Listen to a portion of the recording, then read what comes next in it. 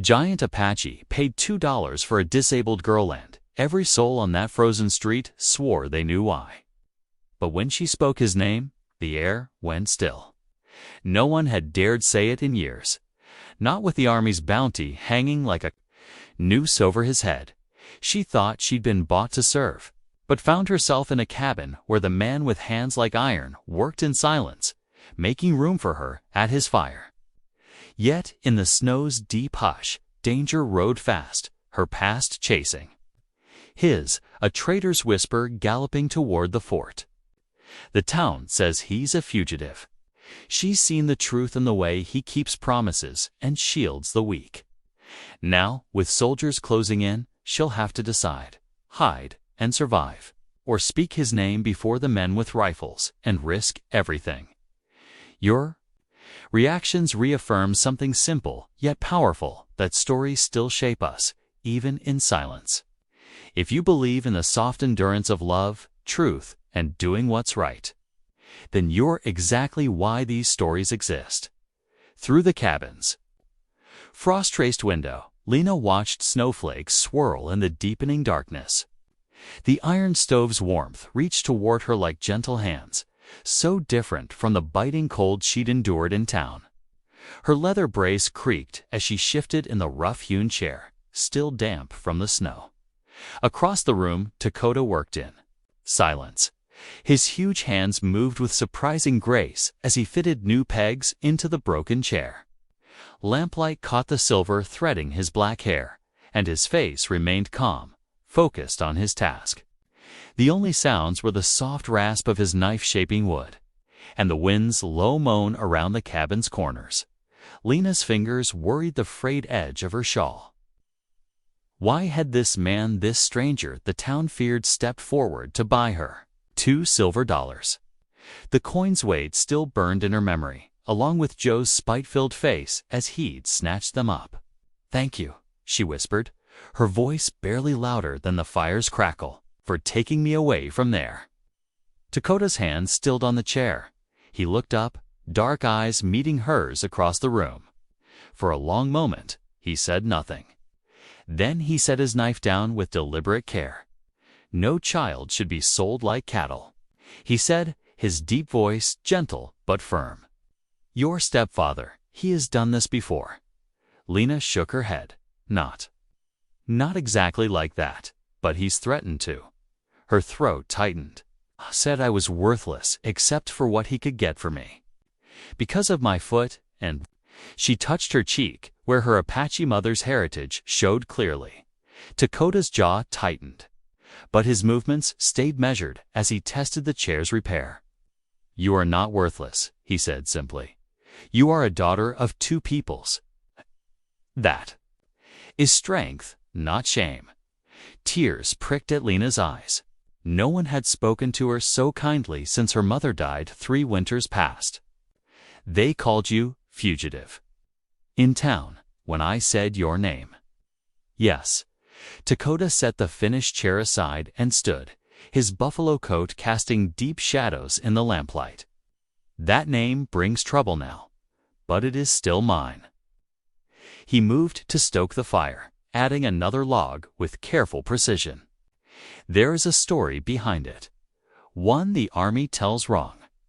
Lena drew her good foot up beneath her skirts, trying to gather warmth and courage both. "Will you tell me the true story?" Dakota settled onto a stool near the hearth, his broad shoulders bowed slightly. 5 years ago, there was a raid. Cavalry, looking for raiders who had taken cattle. They found our winter camp instead. His voice grew distant with memory. Women and children were there. Elders, I helped them hide in the caves, while others led the soldiers away. The army called it aiding hostiles. A bitter smile touched his lips. "They put a bounty on me. $25 for proof I was dead. But you saved innocent people," Lena protested. "That's not right." "No, but it is how things are." Dakota's eyes reflected the firelight as he looked at her. "Truth and law are not always the same path. I choose truth when I must. Like today, Lena thought. He'd chosen truth over the cruel theater of that auction, over the townsfolk's sneering judgment. Her twisted foot ached with remembered cold. But here, in this warm cabin with its smell of wood smoke and leather, she felt something unfamiliar stirring in her chest. Hope, maybe, or the beginning of trust. "I can cook," she offered suddenly, "and mend things. Read, too." The traveling preacher taught me before he moved on. "I won't be a burden to you." Dakota nodded slowly. "This is your home now, if you choose it. No price on that. No debt to pay." He stood, moving to a trunk against the wall. From it, he drew a worn quilt. "Rest tonight. Tomorrow will bring its own path." As he handed her the quilt, his calloused fingers careful not to touch hers, Lena saw the truth in his eyes. This giant of a man, who the town feared and the army hunted, had more gentleness in him than all of Bitter Creek combined. She clutched the quilt close, breathing in its familiar scent of cedar and wool. "Thank you," she whispered again. Not just for the quilt or the warmth or the rescue from Joe's cruelty, but for seeing her as something more than broken or mixed blood or unwanted, for offering her choice when others had only given chains. Outside, the snow continued to fall, erasing tracks and softening edges. Inside, before the fire's steady glow, Lena watched Dakota return to his quiet work, and felt the first fragile threads of belonging begin to weave themselves around her heart. Dawn's pale light crept through the cabin windows, bringing with it the rich aroma of coffee and sizzling bacon. Lena stirred beneath the quilt, momentarily confused by the unfamiliar cedar-scented warmth. Her eyes opened to rough-hewn log walls instead of her stepfather's peeling wallpaper, and memory flooded back. The auction snow. Takoda. Speaking of whom the big Apache rancher moved about the cabin with surprising quietness for his size, stirring something on the iron stove. When he noticed her watching, he poured steaming coffee into a tin cup and brought it to her. "Sleep well?" he asked, his deep voice gentle. Lena nodded, wrapping her cold fingers around the warm metal. "Better than I have in a long while." Her gaze fell on a thick buffalo robe laid beside her bed, something he must have placed there while she slept. The gesture made her throat tight. "Good." Dakota returned to the stove, sliding bacon onto 2 tin plates. "Winter's settling in. Early this year, you'll need proper boots." He gestured to a pair of worn but sturdy leather boots near the door. "They belonged to Sarah Torievers before she moved east. Should fit you better than those town shoes." Lena set her coffee aside and reached for the boots with trembling hands. Good leather, wheel-oiled with thick soles and enough room for warm stockings. Such a gift would have cost weeks of wages, yet Dakota offered them as simply as he'd offered. The coffee, no demands, no mention of repayment. She tested her weight on her twisted foot, the leather brace creaking as she stood. The packed earth floor was solid beneath her feet, and she found herself limping less than usual as she made her way to the table. Perhaps it was the warmth, or the night's real rest, or simply being away from Joe's constant criticism. "Thank you," she said softly, settling onto a wooden chair. "For the boots and ... everything." Dakota just nodded, setting a plate before her. They ate in comfortable silence, the bacon crisp and the coffee strong. Through the window, Lena watched the sun paint the snow-covered hills in shades of rose and gold, so different from Bitter Creek's muddy streets and cramped buildings. After breakfast, Dakota pulled on his buffalo coat. "Come, you should know the lay of the land." Outside, the morning air bit sharp and clean. Lena's new boots crunched in the snow as she followed Dakota's broad back across the yard. He pointed out the barn, first a solid structure of fresh-cut pine that smelled of hay and leather. Inside, 6 horses lifted their heads from their feed, steam rising from their backs in the cold. "Good stock," Dakota said, patting a dun mare's neck, strong enough for mountain winters. Beyond the barn stretched corrals built from sturdy poles, currently empty. "Cattle are in the south pasture," he explained. "Better grazing there until the deep snow comes." The smokehouse stood apart from the other buildings, its dark wood fragrant with years of use. Strips of venison hung from the rafters and bundles of herbs dried on wall pegs. Lena recognized sage and sweetgrass among them, medicines her mother had used as they walked. Dakota spoke in his measured way about distances and directions. The nearest town was a full day's ride west, he told her, and the army fort lay 2 days beyond that. His tone remained neutral, but Lena noticed how his shoulders tensed at mention of the fort. They returned to the cabin as the sun climbed higher. Dakota went to split more wood while Lena explored her new home more thoroughly. The cabin was rough but well maintained, with tight chinked walls and a swept floor. She found a basket of mending by the window, shirts and socks waiting for attention, taking up needle and thread. Lena settled into the patch of sunlight. The familiar work soothed her, and she lost herself in the rhythm of careful stitches. Outside, she could hear the steady thunk of Dakota's axe. Evening drew in early purple shadows stretching across the snow. Dakota carried in an armload of split wood, stacking it carefully by the stove. Lena noticed how he kept glancing toward the window, his movements growing more guarded as darkness fell. Was he watching for someone? Expecting trouble? A lantern cast yellow light across their simple supper of beans and cornbread. Lena gathered her courage and asked the question that had burned in her mind since yesterday. "Why did you buy me?" Her voice came out smaller than she'd intended.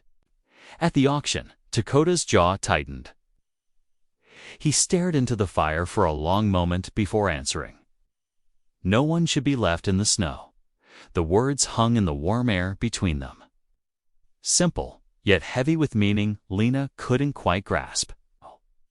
The fire popped, sending sparks up the chimney, and Dakota added another log with careful precision. Watching him, Lena felt something settle in her chest, a fragile sense of safety she hadn't known in years. Whatever his reasons, this quiet man, with gentle hands and watchful eyes, had given her shelter without demanding payment, had offered boots and food and warmth as if she deserved them simply for existing. The evening deepened around them, but the cabin's light held back the darkness. Dakota returned to mending a bridle while Lena finished the last shirt seam. Outside, snow began to fall again, soft and steady, while inside, two lonely souls found comfort in shared silence and simple tasks. Morning arrived, crisp and bright, the sun glinting off fresh snow. Dakota stood in the barn doorway, checking the wagons. Wheel spokes while his breath formed clouds in the cold air. "Need supplies," he said, as Lena approached, limping less in her new boots. "Flour's running low, and we'll want more lamp oil before the next storm." He helped her onto the wagon seat, tucking a thick wool blanket around her legs. The horses' hooves crunched through the snow as they set out, their harness bells chiming softly in the winter silence. Lena pulled the blanket tighter, watching the familiar hills roll past. Strange how different they looked from this direction. Heading back to town as a free woman instead of Joe Weller's unwanted burden.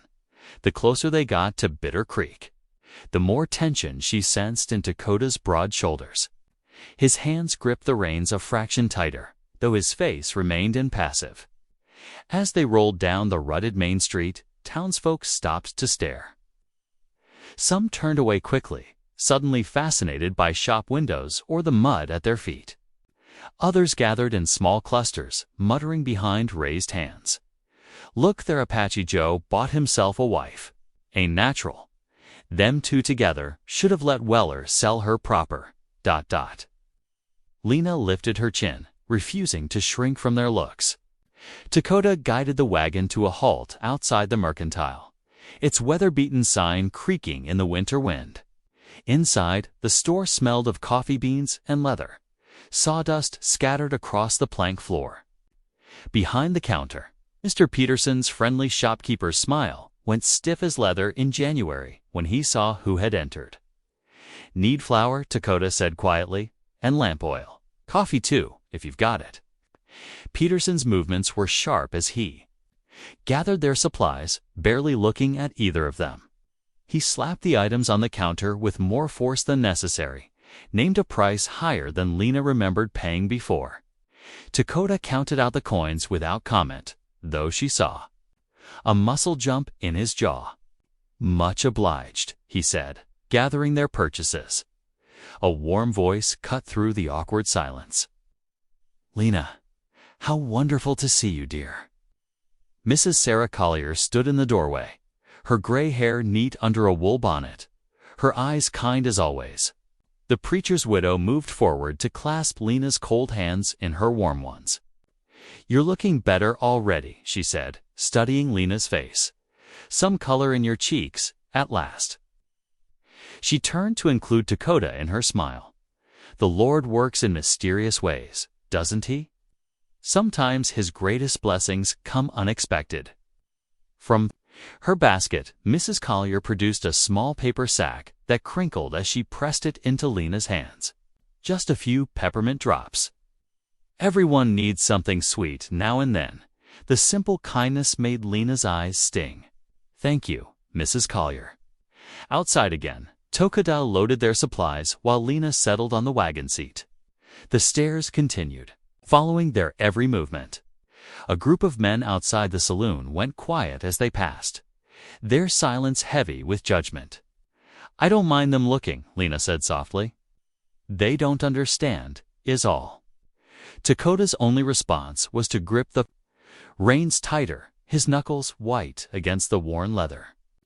They were nearly at the edge of town when the thunder of hoofbeats made them both turn. A rider galloped past, kicking up snow and mud. Joe Weller, his hat pulled low and his coat flapping. He didn't spare them a glance as he spurred his horse toward the fort road, but Lena's heart clenched at the sight of him. She knew that determined set to his shoulders, that purposeful rush. Joe never moved that fast unless he scented profit. The wagon creaked homeward through the deepening afternoon. Lena found herself glancing over her shoulder, though the road behind them remained empty. By the time they reached the cabin, the sun was setting in streaks of orange and purple above the snow-covered hills.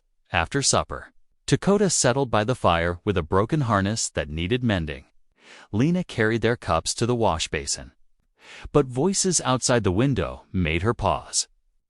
Saw Weller myself, heading hell for leather toward the fort." The voice belonged to Charlie, one of the nearby ranch hands who sometimes helped with Dakota's cattle. "Reckon he's gone to collect that bounty." A second voice, younger. "Army's still offering reward money for hush-up." "Ain't our business, just passing word is all." Their boots crunched away through the snow.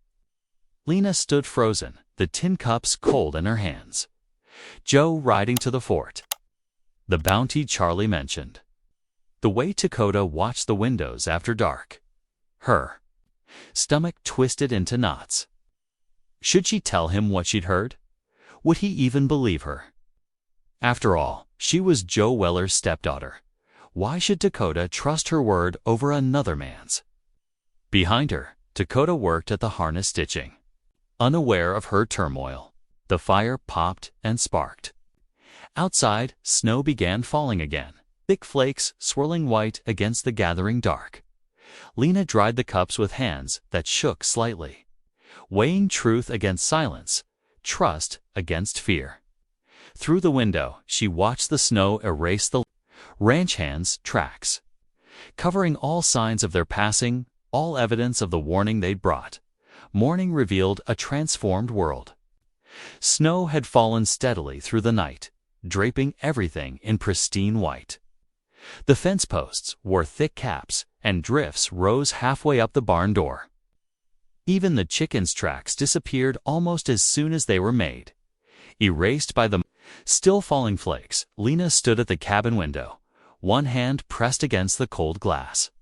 The weight of what she'd overheard pressed even heavier on her heart. Through the swirling snow, she could make out Dakota's broad figure by the water trough, breaking ice with a heavy metal bar. Each swing sent crystalline shards flying. "Got to tell him," she murmured to herself. Pulling on her coat and boots, she gathered an armload of kindling from beside the stove. The least she could do was make herself useful while delivering bad news. The cold hit her face like a slap as she pushed through the door. Her twisted foot made the deep snow treacherous, but she picked her way carefully to where Dakota worked. The broken ice clinked as he scooped it away, making sure the horses could drink. "Brought some kindling," she said, setting it down on a relatively dry spot. And ... their single quotes as something else. Dakota paused, ice bar raised mid-swing. His breath fogged. In the morning air, as he waited, "Last night, I heard Charlie and one of the other hands talking." Lena's fingers twisted in her coat sleeves. "They saw Joe riding for the fort. Said something about ... about a bounty the Army's still offering." The ice bar came down with particular force, sending splinters of ice skittering across the snow. Dakota's eyes had gone hard as gunmetal, fixed on some distant point beyond the hills. "If the soldiers come," he said finally, his voice low and steady, "I'll face them. But no." He turned to her, his expression softening slightly. "You needed to tell me, thank you. But this is my burden to bear." He wouldn't explain further, just went back to breaking ice with the same deliberate movements as before. Lena stood watching him for a moment, then gathered more kindling. Whatever trouble lay in Dakota's past, whatever brought the Army searching, she reckoned she owed him enough to help however she could. The next 2 days fell into a pattern. Dakota showed her how to measure feed for the horses, demonstrating the proper amount of oats and hay for each animal. He taught her to bank the stove fire at night so it would last until morning, and how to restart it from the coals. Every lesson was delivered in his usual quiet way. More showing than telling, Lena threw herself into learning, even when her foot made things difficult. She stumbled more than once in the deep snow, but waved away Dakota's offered hand. "I can manage," she'd say, pushing herself up. She had to prove she wasn't useless. Wasn't the burden Joe had always claimed. On the third morning, Dakota announced they needed to check the line shack near the north fence. "Storms past," he said over breakfast, "but another's coming. Need to make sure the shelter's ready." He saddled to horses his big bay gelding, and a steady older mare for Lena. The mare's gait was smooth enough that Lena's twisted foot didn't pain her too badly in the stirrup. Still, their progress was slow through the deep snow. Lena didn't mind. The world seemed transformed into something magical. Frozen creeks glinted like glass between their snowy banks. Pine boughs hung heavy with white, and their horses' hooves made no sound on the blanketed ground. Now and then, Dakota would point out tracked deer, rabbit, fox, teaching her to read the stories written in the snow. The line shack appeared as the sun passed its pica, sturdy little cabin built against a stand of pines. Inside, it was cold, but dry. While Dakota checked the roof and chimney, Lena swept out old ashes and laid a new fire. Her eyes fell on a small leather-bound Bible on the shelf, its pages worn soft with use. By evening, the shack was warm and snug. They shared coffee and beans heated over the fire, comfortable in their usual quiet. Lena held the Bible in her lap, running her fingers over its cracked spine. "Would ... would you mind if I read some?" she asked hesitantly. Dakota gestured for her to continue. In the firelight, Lena opened to a familiar passage and began to read aloud. "The Lord is my shepherd, I shall not want. He maketh me to lie down in green pastures." Her voice grew stronger as she continued, the beautiful words filling the small space. when she dared glance up. She caught an expression on Tokota's face she'd never seen before, something soft and unguarded, almost peaceful. But it vanished as quickly as a shadow when he looked away, leaving Lena to wonder if she'd imagined it. Outside, the wind sighed through the pines. Inside, the fire crackled and the coffee pot bubbled gently. Lena kept reading, her clear voice carrying the ancient promises of comfort and protection into the gathering night. The sun was low when they turned their horses toward home. Fresh snow had begun to fall, decorating Lena's shawl with tiny crystals. The familiar shape of the cabin emerged through the white curtain, looking peaceful at first glance. But Tokota suddenly pulled his horse up short, his body going tense. "Stay." "Here," he commanded, swinging down from his saddle. Lena watched as he studied the snow around the cabin. His fingers traced marks in the powder tracks she hadn't noticed. 2 sets of horse prints led to and from the cabin door, their edges already softening with fresh snow.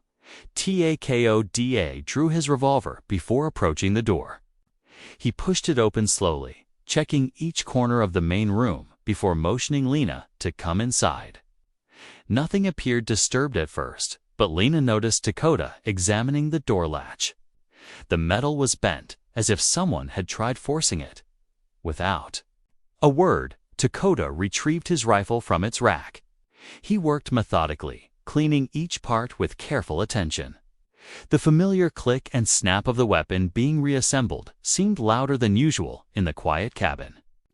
Fresh cartridges slid into place one by one. Were they soldiers? Lena finally asked, her voice barely above a whisper. Takota's shoulders lifted in a slight shrug, but his eyes never left his task. After a moment, he stood and crossed to a second rifle mounted on the wall. This one he placed near Lena's chair, propped within easy reach. "Just in case," he said quietly. That night, sleep came in fitful bursts for Lena. Her dreams were filled with the thunder of boots on wooden planks, the crash of a door giving way. She woke more than once, heart pounding, only to find the cabin peaceful in the moonlight. Through the thin wall, she could hear Takota's steady breathing from his bedroll near the stove dawn brought. Steel gray skies and Takota's announcement that they would ride to town. "Need supplies," he said over coffee, "and to check the mail." But Lena noticed how his eyes kept scanning the horizon as they hitched up the wagon. The town seemed unusually quiet when they arrived. A few people hurried past on the boardwalk, barely glancing their way. At the mercantile, Tokota loaded sacks of flour and coffee, while Lena selected needles and thread. The owner kept looking nervously toward the door. It was the blacksmith who finally spoke up, catching Tokota by the wagon. "Might want to watch yourself," he muttered, pretending to examine a loose wheel. "Word is, there's Fort Bridger boys been seen riding these parts." Tokota nodded once, his face impassive, but his hands tightened on the wagon reins. Lena, Mrs. Collier's warm voice cut through the tension. She stood in the doorway of her house, wrapped in a thick shawl. "Would you join me for tea while Tokota finishes his errands?" Before Lena could refuse, Tokota gave her a gentle push toward the house. "Go on, I'll fetch you after I check the mail." Mrs. Collier's parlor was warm and smelled of cinnamon. She poured tea into delicate cups while chattering about town gossip. But Lena sensed something more serious beneath the pleasant talk. Finally, Mrs. Collier set down her cup with a soft clink. "I expect you're wondering about all these whispers of soldiers," she said quietly. "About why they're looking for Tokota." Lena nodded, her throat tight. "He won't speak of it." "No, he wouldn't." Mrs. Collier's eyes grew distant.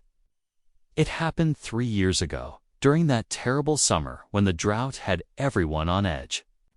A wagon train of women and children was passing through, mostly wives and little ones going to meet their menfolk at the silver mines." She paused, adding more tea to Lena's cup.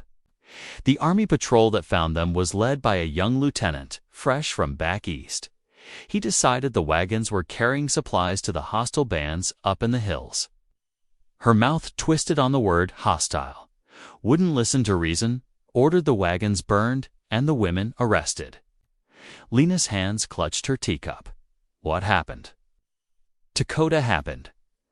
Mrs. Collier's voice held quiet pride. He'd been watching from the ridgeline, saw what was coming. While the soldiers were arguing with the wagon master, he led those women and children to safety through the Box Canyon, got them all the way to the mission station at Wind River. But the Army called that resisting arrest. Mrs. Collier nodded grimly.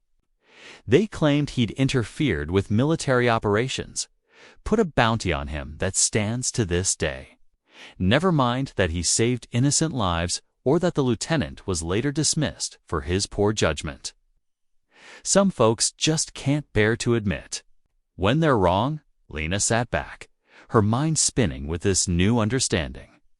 The quiet man who'd bought her freedom, who taught her the ways of the ranch with endless patience, he was no outlaw. He was a protector, a man who'd risked everything to save the innocent. Does everyone in town know this story? She asked. Most do. Some choose not to believe it. Mrs. Collier reached across to pat Lena's hand. But those of us who remember my Herald's ministry, here we know Dakota's heart. My husband baptized him. You see, back when the mission first started, said he'd never met a man with a stronger sense of right and wrong. A shadow crossed the window, and Lena looked up to see Dakota standing by the wagon. He lifted his hand in a small wave. Time for you to go, dear. Mrs. Collier helped Lena with her shawl. Remember, you're always welcome. Here, both of you. As they drove home through the deepening afternoon, Lena watched Dakota's profile against the winter sky. His face was set in its usual calm lines, but she saw him differently now. Not as someone to fear, but as someone who had chosen to fear God more than man's unjust laws. The bent door latch waited at home, a reminder that danger still lurked. But somehow, knowing the truth about Dakota made Lena feel safer than any rifle could. Here was a man who had risked everything to protect strangers. She reckoned he'd do no less for someone under his own roof. The next morning dawned bitter cold, with frost patterns decorating the cabin's small window panes. Dakota's rifle never strayed far from his reach as he moved through his daily tasks. His eyes constantly swept the horizon, watching for movement. Against the white landscape, Lena noticed changes in his routine. Instead of just the usual morning chores, Dakota spent hours in the barn, emerging with tools and supplies. The spare wooden sled, unused since winter's start, now sat in the workshop. His strong hands worked methodically, replacing worn runners and tightening loose joints in the storage shed. Dakota began quietly setting aside provisions. Lena watched as he filled a burlap sack with dried beans, another with flour. Strips of jerky, wrapped carefully in cloth, joined the growing pile. Her heart tightened as understanding dawned these weren't normal winter preparations. Dakota was planning for her escape. The day passed in tense silence, broken only by the scrape of tools and the whistle of wind through the eaves. As evening approached, Dakota built up the fire until warmth filled every corner of the cabin. Lena stirred the bean pot hanging over the flames, stealing glances at his broad shoulders as he cleaned his rifle for the third time that day. Finally, he spoke. Mrs. Collier will take you in. His voice was quiet but firm. If anything happens, no. Lena's response came swift and sure, surprising them both with its strength. Dakota set down his rifle, turning to face her fully. Lena, I won't go. She lifted her chin, meeting his dark eyes. This is my home now. You gave me that. It might not be safe here much longer. His words carried the weight of experience, of past hurts. Then we'll face it together. Lena's Twisted foot scraped against the floorboards as she took a step closer. You didn't leave those women and children to face the soldiers alone. I won't leave you to face them alone either. Something flickered into Koda's expression, surprise, perhaps, or a deeper emotion he couldn't quite hide. He opened his mouth, as if to argue, then slowly nodded. They finished their evening meal in silence, but it was a different kind of quiet now. It's filled with shared understanding rather than fear. The weather shifted dramatically overnight.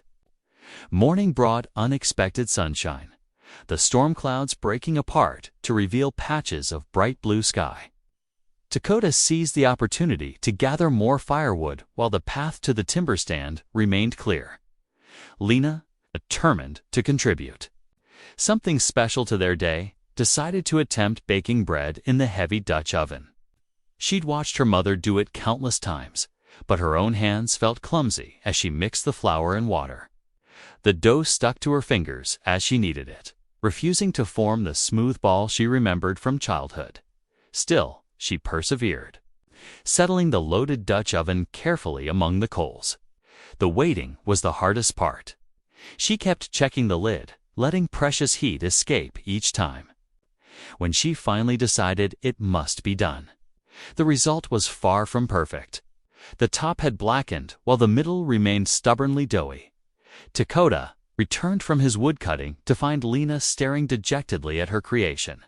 He picked up a piece of the bread's edge, examining it with exaggerated seriousness. Then, to her amazement, he began to laugh, a deep, rich sound that seemed to start in his boots and work its way up. Lena couldn't help joining in, her own laughter bubbling up like a spring. "It's awful," she managed between giggles. "Not awful," Dakota corrected, still chuckling. "Just ... eager." Top wanted to be done before the middle was ready. He broke off another piece. "The burned parts aren't so bad. Adds flavor." A tease. Their shared laughter transformed the cabin's atmosphere, chasing away some of the tension that had built over the past days. Even after they calmed, small smiles kept breaking through as they salvaged what they could of the bread, dipping the edible portions in bean soup. As evening approached, the wind died completely, leaving an unusual stillness over the snow-covered land. Lena retrieved her Bible from its shelf, settling into her chair by the fire. Dakota, instead of continuing his constant watch at the window, sat down at the table. "Would you read?" he asked quietly. "The Psalms." Lena opened the familiar pages, their edges worn soft from many hands before hers. Her voice grew stronger as she read, the ancient words of comfort filling the cabin. "The Lord is my shepherd, I shall not want. He maketh me to lie down in green pastures. He leadeth me beside the still waters. When she glanced up, she saw Dakota's eyes had closed. Not in sleep, his posture remained too alert for that, but in something that looked like peace. The firelight played across his features, softening the worry lines that had deepened over the past days. She continued reading, her voice steady and clear in the gathering dusk. The words seemed to wrap around them like a warm blanket, creating a moment of tranquility in their uncertain world. For now, at least, they were safe. They were home. They were together. Outside, the snow began to fall again, soft and silent. But inside the cabin, Lena and Dakota had found a different kind of shelter, one built not of logs and mortar, but of trust and shared courage. Morning brought a fresh blanket of snow, thick flakes swirling down from heavy gray clouds. Lena stood at the cabin window, her breath frosting the glass as she watched Dakota check the animals in the barn. The storm had intensified since dawn, turning the familiar landscape into a white blur. She had just settled at the table with her mending, when she heard the muffled crunch of hoofbeats in the snow-covered yard. Her heart jumped into her throat as she peered through the frosted window pane. Through the swirling snow, blue uniforms emerged like ghosts. 6 soldiers sat astride their horses, snow gathering on their shoulders. Behind them, a lieutenant in A heavy wool coat guided his mount toward the cabin. Dakota must have heard them too. Before the soldiers could dismount, he stepped out of the barn, moving with deliberate calm. He walked toward the cabin, his boots leaving deep prints in the fresh snow. Lena's fingers clutched the shirt she'd been mending, watching as he reached the door. Instead of coming inside, Dakota opened the door and stepped out onto the porch. He hadn't taken his rifleette, still hung on its pegs by the door. The gesture was clear. He would not resist. The lieutenant dismounted, his boots crunching in the snow as he approached the porch. Snow gathered in his dark beard as he pulled a folded paper from inside his coat. His voice carried clearly through the cold air as he read, "By order of the United States Army, you are hereby charged with interference in military operations and harboring of hostiles during the incident at Eagle Creek, September 1873. Lena's chest tightened. Mrs. Collier's words echoed in her mind. Dakota had saved women and children that day, not committed any crime. She watched in horror as one of the soldiers approached with iron shackles. The metal clinked in the quiet morning as they locked the cuffs around Dakota's wrists. He offered no resistance, his face a mask of dignity. Snow gathered in his dark hair as he stood straight-backed before his captors. "No." Lena burst through the cabin door, her twisted foot nearly causing her to stumble on the icy porch. "You can't take him. He didn't do anything wrong." A young soldier moved quickly to block her path, his gloved hand raised. "Stay back, miss." Dakota turned his head slightly, his voice quiet but firm. "Stay warm, Lena." His dark eyes met hers with an intensity that made her breath catch. "Feed the horses." Such simple words, but they carried the weight of all he couldn't. "Say, take care of our home. Don't give up. Stay strong." The soldiers led Dakota to where their horses waited. They helped him mount, awkward with his bound hands, then gathered their reins. The lieutenant gave a sharp whistle, and the group turned their horses toward the trail that led to Fort Bridger. Lena stood rooted in the doorway, watching as the mounted figures grew smaller and smaller, fading into the curtain of falling snow. Her eyes burned, but she refused to let the tears fall. Not yet. Not while she could still see him. Finally, when the last blue coat had vanished into the white distance, she slammed the cabin door against the biting cold. The sound echoed in the sudden emptiness. Without Dakota's solid presence, the cabin felt vast and hollow. She made her way back to the table on shaking legs.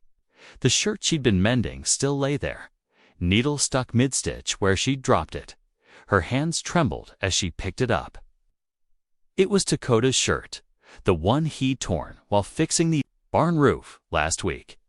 Outside, the snow continued to fall, thick and relentless. The wind picked up, whistling through the eaves with a lonely sound. Lena sat at the table, staring at the half-finished mending in her lap, her heart pounding against her ribs like a trapped bird. The familiar warmth of the cabin now felt like a mockery. Everything around her spoke of Dakota. The coffee cup he'd used at breakfast still sat by the wash basin. His spare boots stood by the door. His rifle hung on its pegs.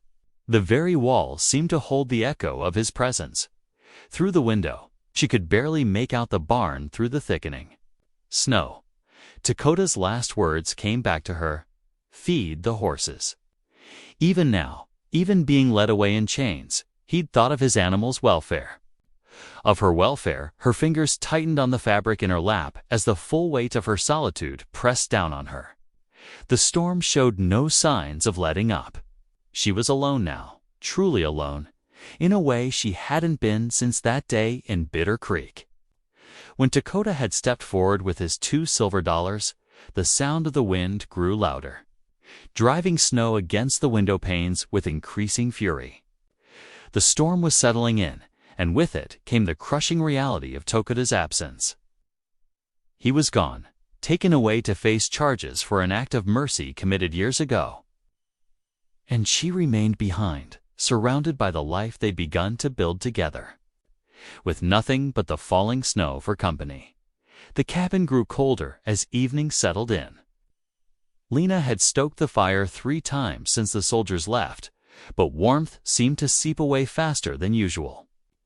Perhaps it was just her imagination, or perhaps the empty chair where Dakota usually sat made everything feel chillier.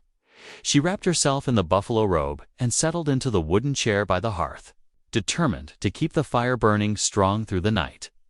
The flames danced before her eyes, reminding her of that first evening when Dakota had wordlessly mended the broken chair while she watched. How long ago that seemed now, though barely more than a week had passed. The wind moaned around the cabin. Corners and snow hissed against the window panes. Lena's eyes grew heavy as she watched the flames.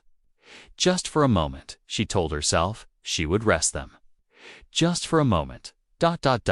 She woke with a start, her neck stiff from sleeping in the chair. The fire had burned down to glowing coals, and pale morning light filtered through the frost-covered windows.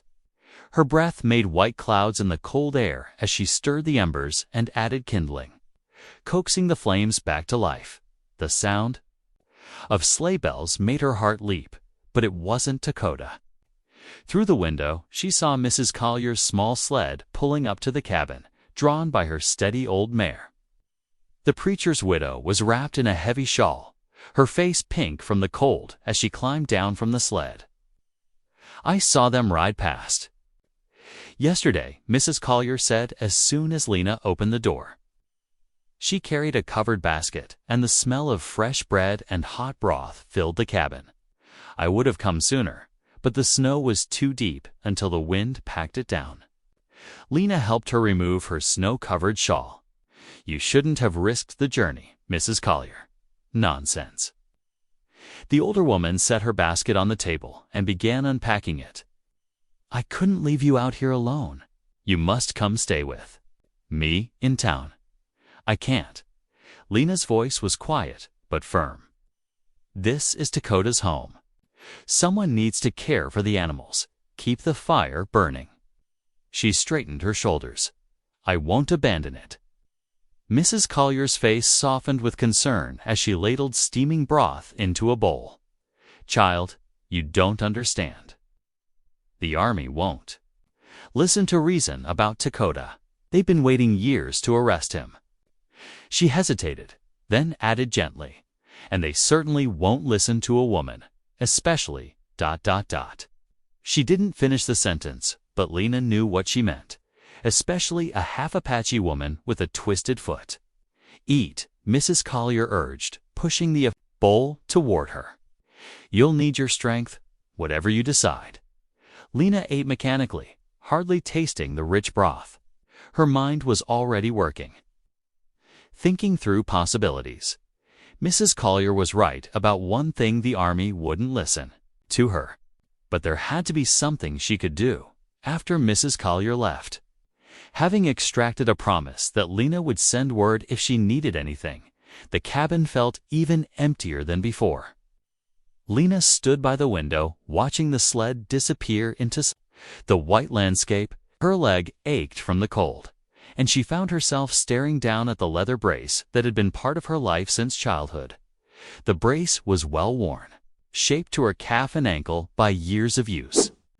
She hated its familiar weight, the way it marked her as different, damaged, the way people's eyes always found it first, then quickly looked away. But Dakota had never seemed to notice it at all. There was work to be done. She pulled on Dakota's spare coat and made her way to the barn, where the horses nickered a greeting. The familiar routine of feeding and watering helped steady her thoughts. These animals depended on her now, just as she had come to depend on Dakota. The snow had drifted high against the barn door, and clearing it took most of the morning. Her twisted foot made the work harder, but she refused to stop until the path was clear. By the time she finished, her hands were raw inside her mittens, and her bad leg trembled with exhaustion. Back inside the cabin, she built up the fire and heated water for tea. As she worked, she thought about Dakota, his quiet strength. His gentle ways with injured animals, the way he had stepped forward that day in Bitter Creek when no one else would help her. He had saved her without hesitation. Now it was her turn to help him. When evening came, she knelt beside the hearth. The firelight cast dancing shadows on the walls as she bowed her head. She hadn't prayed aloud since her Apache mother died. But the words came naturally now. "Creator of all things," she whispered, "watch over Dakota. Keep him safe until ... her voice caught. Until I can find a way to help him. Please show me how." The fire crackled softly, and outside, a lone coyote called into the night. Lena remained kneeling, her hands clasped tight, as if she could reach through the distance to wherever Dakota was. She didn't know yet how she would help him, but she knew she had to try. Despite her twisted foot, despite what Mrs. Collier had said about the army not listening to someone like her, she would find a way. The brace felt heavy on her leg as she finally rose from her prayers, but she squared her shoulders. Dakota had seen past her limp to who she really was. Now she would have to be strong enough to do the same, to see past her own limitations, to find the courage she needed as she banked the fire for the night. Her mind was already forming plans. Tomorrow she would begin gathering what she needed. The army might not listen to a half-Apache woman with a twisted foot, but she would make them hear her. Somehow, she would make them understand the truth about Quet. The pale winter sun had barely crested the eastern hills when Lena pushed herself up from her bed. Her leg was stiff with cold, but she moved with purpose, strapping on her leather brace with practiced motions.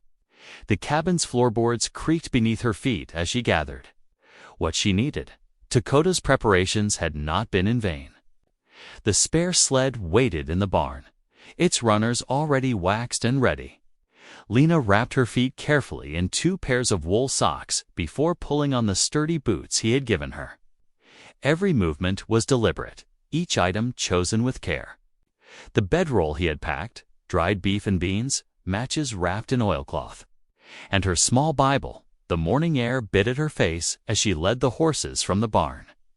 Her breath formed white clouds while she harnessed them to the sled, her fingers clumsy with cold despite her mittens.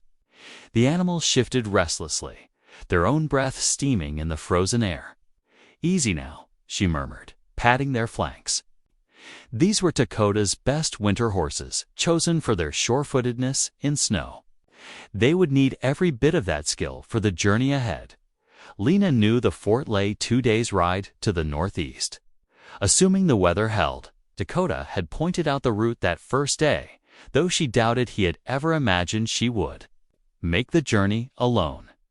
She tied down the last of her supplies and climbed onto the driver's seat, wrapping a buffalo robe around her legs. The sun climbed higher as she guided the sled away from the cabin. She didn't look back. Looking back might weaken her resolve, and she needed every scrap of courage for what lay ahead. The morning passed in a blur of white landscape and biting wind. Lena kept the horses at a steady pace, knowing they needed to conserve their strength. The sled's runners whispered over the packed snow, and the leather harnesses creaked with each step. Her hands, despite the thick mittens, began to ache from gripping the reins. By midday, she stopped briefly to rest the horses and eat a little jerky. The cold had settled deep in her bones, making her twisted foot throb inside its brace. She stamped her feet and swung her arms, trying to keep warm. But the chill seemed to seep through every layer of clothing. The afternoon stretched endlessly. The sun, when it occasionally broke through the clouds, cast long shadows across the snow. Lena watched the sky carefully, reading the weather signs as her mother had taught her. The clouds were building in the northwest. More snow was coming, though perhaps not tonight. As dusk approached, she found a small grove of pines that offered some shelter from the wind. Her hands shook with exhaustion as she unhitched the horses and set up her small camp. The animals needed tending first. Without them, she had no hope of reaching the fort. She fed them, checked their hooves for packed snow, and rubbed down their legs as best she could. Only then did she allow herself to sink down on her bedroll, huddled close to the small fire she had managed to build. The jerky was tough and cold, but she forced herself to eat, knowing she needed the strength. Above her, the pine boughs creaked in the wind, and somewhere in the darkness, an owl called. Lena pulled out her Bible, its leather cover smooth and familiar in her hands. The words were hard to make out in the flickering firelight, but she didn't need to see them.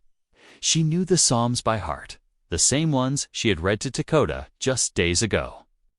"The Lord is my shepherd," she whispered into the darkness. "I shall not want. ... Sleep came in fitful bursts, broken by the cold and the unfamiliar sounds of the night. At first light, she was already moving, her muscles protesting every motion. The horses seemed eager to continue, perhaps sensing her urgency.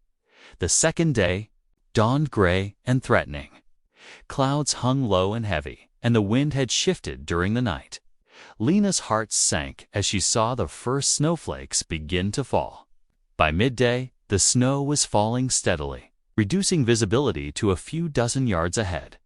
She pressed on, knowing that stopping now might mean losing her nerve entirely. The horses plodded forward, their heads lowered against the wind.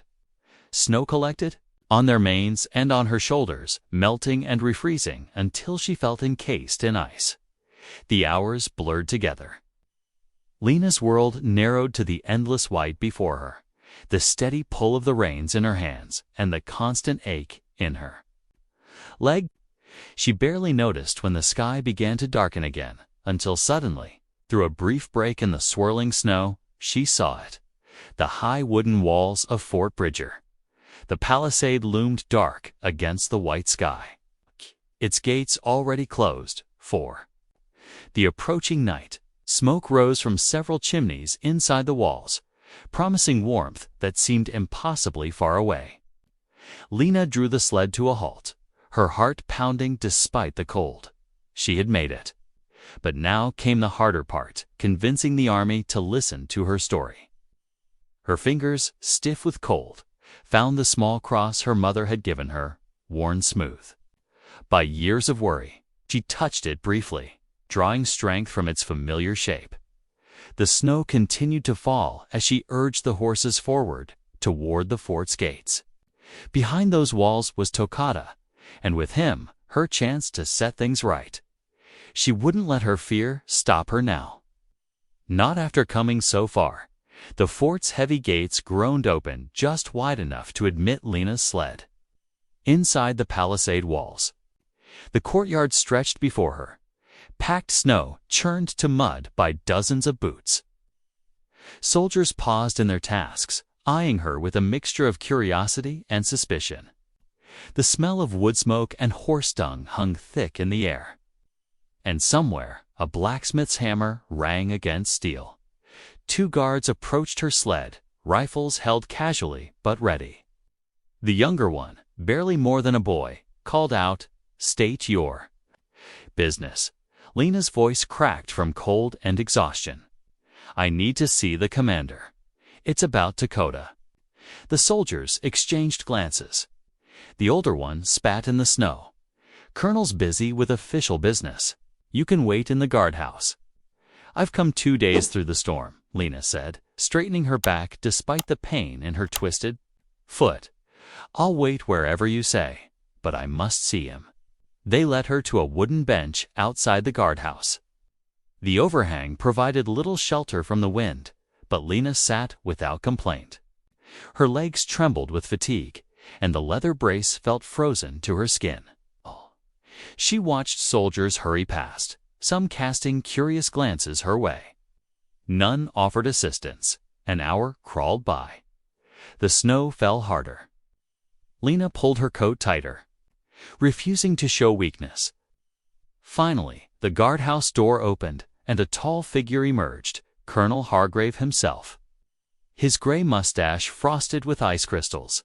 He looked down at her, hands clasped behind his back. "I'm told you have information about the Apache fugitive." Lena pushed herself to her feet, fighting to keep her balance. "His name is Dakota, sir. And he's no fugitive. He's a rancher who saved lives during that cavalry attack 3 years ago." The colonel's face hardened. "The matter is closed, girl. The army has witnesses who saw him resist, arrest, and attack soldiers. Those witnesses lied." Lena's voice carried across the courtyard, drawing more attention. "Dakota protected women and children when the cavalry charged through their camp. He stood between them and the soldiers' guns, but he never fired a shot. You weren't there," Colonel Hargrave said dismissively. "You can't know, but I was there, sir." A new voice cut through the falling snow. A weathered soldier stepped forward from the growing crowd. "I was a scout that day," the girl's telling it true. Another soldier joined him, this one older with a sergeant's stripes. "I remember it too, Colonel, at Apache, Dakota. He herded the women and little ones into a gully, kept them safe when things went wrong. Never saw him raise a weapon." The colonel's stern expression wavered. More soldiers gathered, drawn by the confrontation. Tension crackled through the air like static before a storm. Lena's heart pounded, but she pressed her advantage. "Check your own records, sir. Ask your men who were there. Takoda's only crime was standing between innocent people and harm. Adis lived peacefully on his ranch ever since, harming no one." Colonel Hargrave studied her face, then looked at the two soldiers who had spoken. "Sergeant Mills, Private Cooper, you'll both make formal statements about what you witnessed. There's been a miscarriage of justice, ... He paused, his military bearing softening slightly. "We'll get to the truth of it." Lena's knees finally buckled. A nearby soldier caught her arm, helping her stay upright. The colonel noticed her exhaustion and barked orders for her to be taken to the infirmary. "The weather's getting worse," he said, glancing at the heavy sky. "You'll stay here until we sort this out. And girl," he turned back to her, "it took courage to come all this way. Whatever the outcome, remember that." As two soldiers helped her toward the infirmary building, Lena caught fragments of conversation from the dispersing crowd. The story was spreading, and with it, the truth about Dakota. She had done what she came to do. Now she could only pray it would be enough inside the infirmary's warmth. A gruff doctor examined her frost-nipped fingers and brace-bound foot while a nurse brought hot tea. But Lena's thoughts remained fixed on Dakota, somewhere in the fort's cells, waiting for justice to finally find him. The infirmary's warmth had nearly lulled Lena to sleep when boots thundered on the wooden porch outside. The door swung open, letting in a blast of cold air and two snow-dusted scouts. Their faces were red from riding, and ice crystals clung to their scarves. "Colonel wants to see you," the taller scout said, breathing hard. "Right away," the nurse helped Lena adjust her brace, and a young soldier offered his arm for the walk across the fort's muddy yard. The morning sun had broken through, making the snow-covered buildings gleam. Her heart quickened as they approached the colonel's office. Inside, Colonel Hargrave stood at his desk, reviewing papers with two other officers. Maps and dispatches covered the wooden surface. He looked up as Lena entered, his expression unreadable. "The scouts have returned," he said, setting down a document. "They've spoken with settlers, traders, and other soldiers who were present that day." He paused, stroking his gray mustache. "Every account matches yours. Dakota protected those civilians." At great risk to himself, Lena gripped the back of a chair, steadying herself. The colonel's stern face softened slightly. "It seems we've been operating under false information these past 3 years." He squared his shoulders.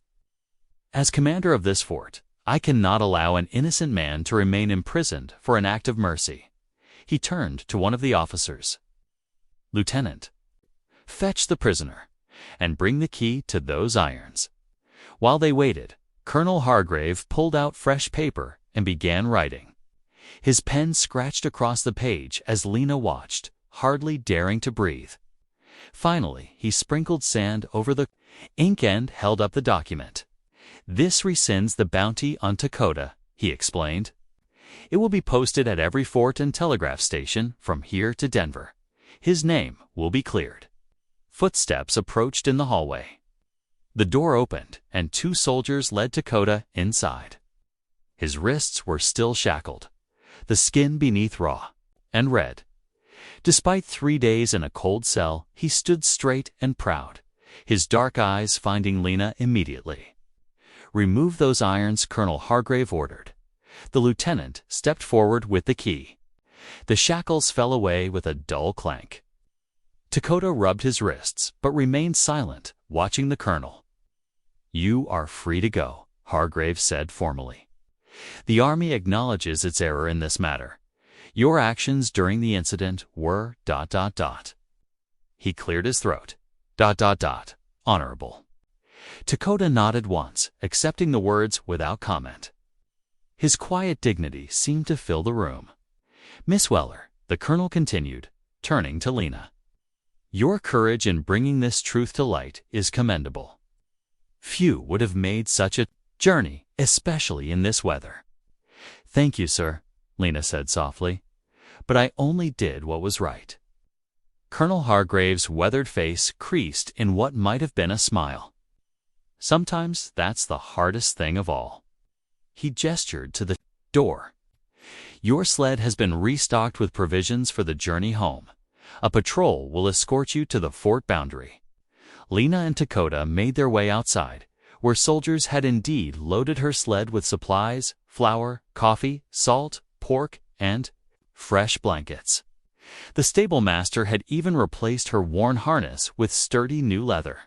They walked slowly toward the waiting sled, Dakota matching his pace to Lena's limping stride. The morning sun cast their shadows long across the trampled snow. Other soldiers paused in their duties to watch, some nodding respectfully as they passed. Near the stables, Dakota stopped. He turned to face Lena, his expression softening as he looked down at her. "You came," he said simply, wonder in his voice. "All this way, through the storm." Lena met his gaze steadily. "You're my home," she replied, the words coming straight from her heart. Dakota's large, work-roughened hand found hers, enfolding it gently. Behind them, Colonel Hargrave stood on his office porch, watching the scene unfold. The morning air felt lighter somehow, clearer, as if the storm had washed away more than just the old snow. The stable boy brought their horses already harnessed to the sled. The animals' breath steamed in the cold air as they stamped impatiently. Dakota helped Lena up onto the seat, then took his place beside her. He gathered the reins in his capable hands, the same hands that had once shielded the innocent, the same hands that had offered her safety when she needed it most. The fort's gates creaked open. Beyond them, the snow-covered prairie stretched white and clean to the horizon. The storm had passed, leaving behind a world made new. As they drove through the gates, Lena glanced at Dakota's profile, seeing in it the strength and gentleness that had first drawn her to trust him. The soldiers assigned to escort them mounted up, but kept a respectful distance behind the sled. The runners cut smooth tracks through the fresh snow as they began the journey home, not to 2 separate places anymore, but to one shared destination where hope and healing waited. Before they could leave Fort Bridger, Dakota touched Lena's arm gently. "Wait here," he said, his voice low and measured. "There's one more thing I need to do." He turned back toward Colonel Hargrave's office, his tall frame straight and purposeful. The morning sun caught the silver threads in his dark hair as he climbed the wooden steps. Lena watched from her seat on the sled, adjusting the wool blanket. Around her shoulders against the crisp air, through the office window, she could see Dakota speaking with the colonel. Their expressions were serious, and Hargrave nodded several times before sitting down at his desk. He pulled out fresh paper and began writing, his pen scratching across the page with deliberate strokes. After several minutes, he sprinkled sand. over the ink and handed the document to Toka. When Toka returned to the sled, he carefully folded the paper and tucked it inside his coat. "Insurance," he explained quietly. "Written proof that my name is clear." His eyes met hers. A man should have something solid to stand on. The fort gates creaked open, and they set out across the snow-covered prairie. The runners of the sled cut smooth tracks through the fresh powder, and their breath clouded in the cold air. The escort patrol followed at a distance, their horses' hooves muffled by the snow. As the sun arced across the winter sky, Lena noticed how Dakota kept glancing at her, as if making sure she was warm enough. He'd wrapped an extra blanket around her legs before they'd started, his hands gentle despite their roughness. The familiar silence between them felt different now, comfortable, like a well-worn saddle. When evening approached, Dakota guided the sled toward a stand of cottonwoods near a frozen creek. The escort soldiers set up their own camp within sight, but far enough away to give privacy. While Dakota unharnessed the horses, Lena gathered dry branches for a fire, her brace creaking in the cold. "Let me do that," Dakota said, moving to take the wood from her arms. "I can manage," she replied, but smiled at his concern. He nodded, respecting her independence, but stayed close as she carried the branches to their campsite. Soon he had a fire crackling, its warmth pushing back the gathering darkness. The flames painted shadows across the snow as he prepared coffee in the battered tin pot. From their supplies, they shared dried beef and hardtack, watching the stars emerge in the clear sky. When it came time to sleep, Dakota pulled out the thick buffalo robe. "You take this," he said, holding it out to her. "I'll keep the fire going, but you'll freeze," Lena protested. "I've slept in worse," he said simply.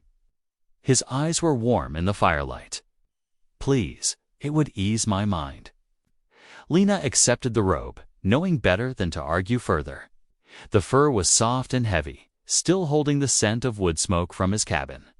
She watched as Dakota settled on the other side of the fire, his rifle close at hand out of habit. The night passed peacefully, broken only by the occasional pop of the fire and the distant howl of a coyote. Lena drifted in and out of sleep, aware of Dakota's solid presence as he added wood to the flames. Once she woke to find him standing at the edge of their camp, scanning the starlit prairie with watchful eyes before returning to his post. Dawn came with a wash of pale pink across the eastern sky. Lena emerged from the buffalo robe to find fresh coffee already brewing. Dakota handed her a tin cup, their fingers brushing briefly in the exchange. They sat in companionable silence as the horizon slowly brightened. Steam rose from their cups into the cold morning air. Dakota stared into the dying fire for a long moment before speaking. "I've been thinking," he said carefully, his deep voice quiet, "about what lies ahead."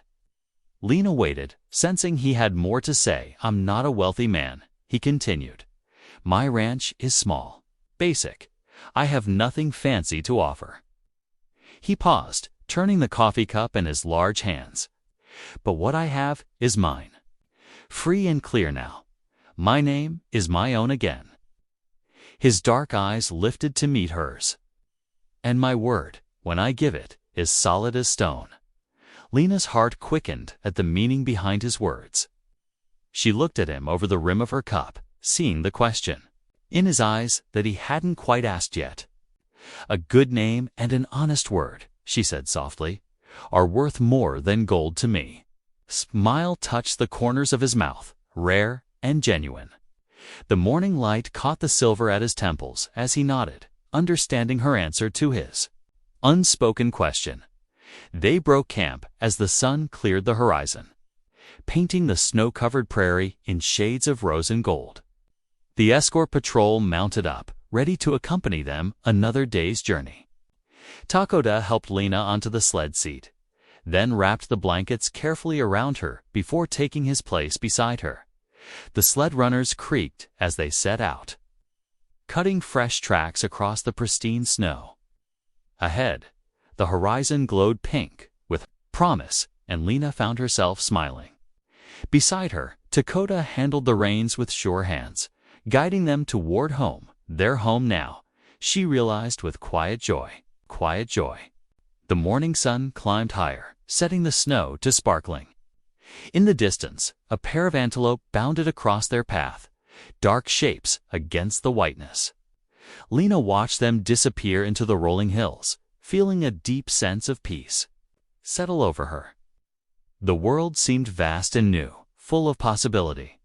The afternoon sun cast long shadows across the snow as Dakota guided the sled around the final bend, toward home. Smoke curled from the cabin's chimney. The rich scent of fresh-baked bread drifted on the crisp air. Mrs. Collier stood on the porch, wrapped in a thick shawl, her face breaking into a warm smile as they approached. "Welcome home," she called, out hurrying down the steps to meet them. "I've kept the fire going and the coffee hot." Dakota helped Lena down from the sled, his strong hands steady and sure. Her brace creaked in the cold as she made her way through the snow. But her steps felt lighter than they had in years.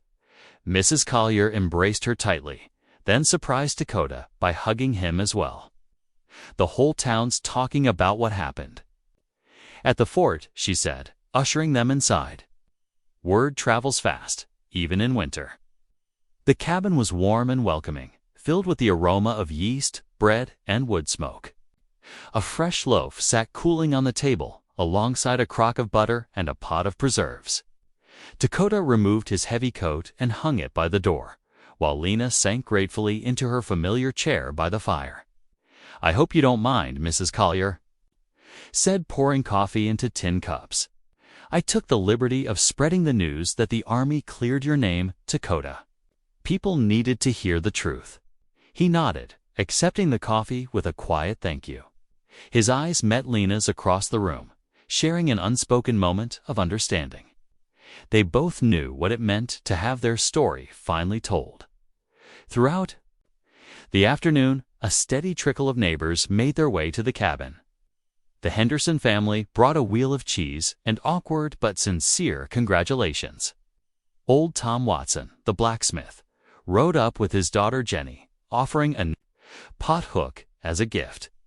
Even the mercantile owner's wife stopped by briefly, leaving a package of sugar cookies wrapped in brown paper.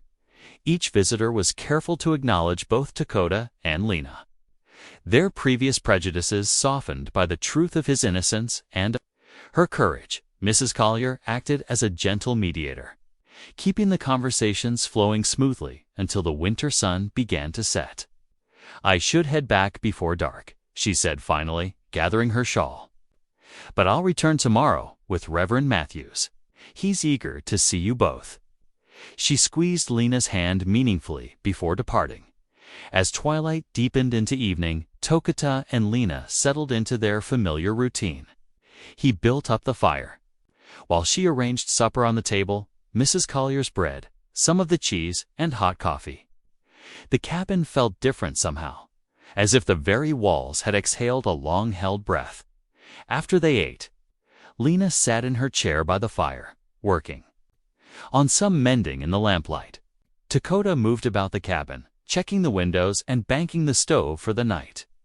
Then, instead of taking his usual seat, he came to stand beside her chair. "Lena," he said softly.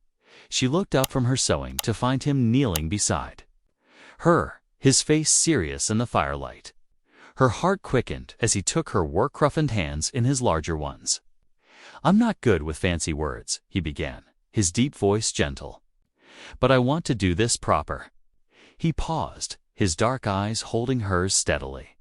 "When you came into my life, I was a man living in shadows, carrying a weight I thought would never lift. You brought light back to these walls. You stood up for truth when others wouldn't. You made this place a home again." Lena's vision blurred with tears as he continued. "I know I'm older than you, and some might say I'm not the kind of husband a young woman should want. But if you'll have me, I promise to honor and protect you all my days." His hands tightened slightly around hers.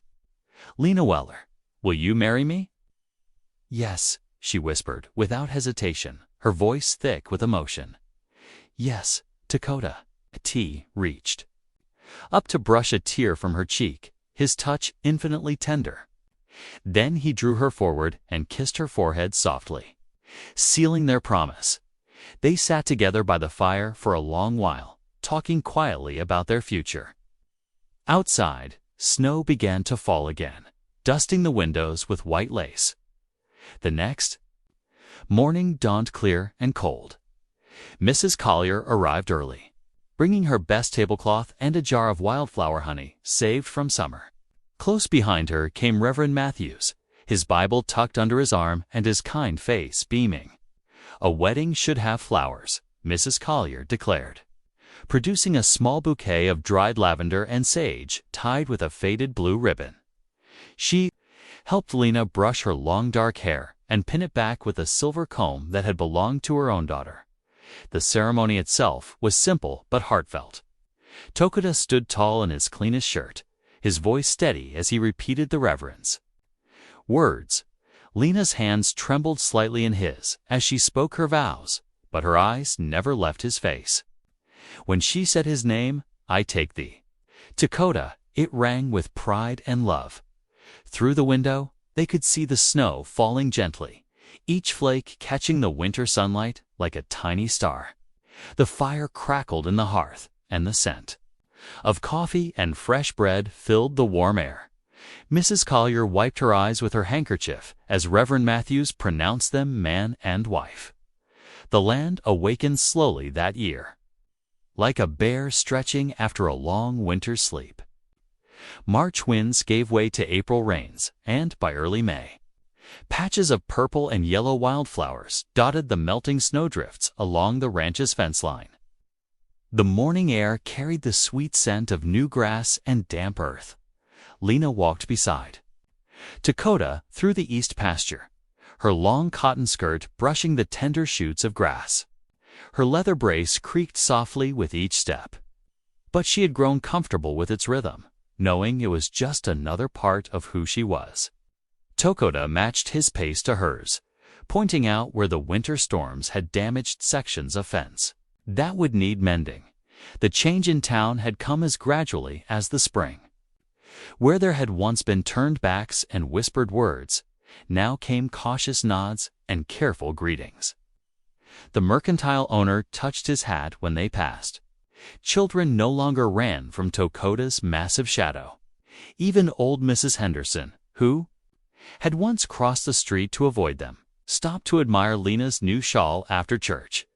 Mrs. Collier remained their most frequent visitor, bringing books, fresh gossip, and her famous apple pies. She often sat with Lena in the garden, sharing tips about which vegetables would grow best in the rocky soil. On this particular afternoon, Lena knelt in the freshly turned earth, carefully planting rows of bean seeds while Tokuda worked nearby, replacing broken fence posts. The sun warmed her back as she worked, and she hummed softly an old Apache lullaby her mother had sung when Lena was small.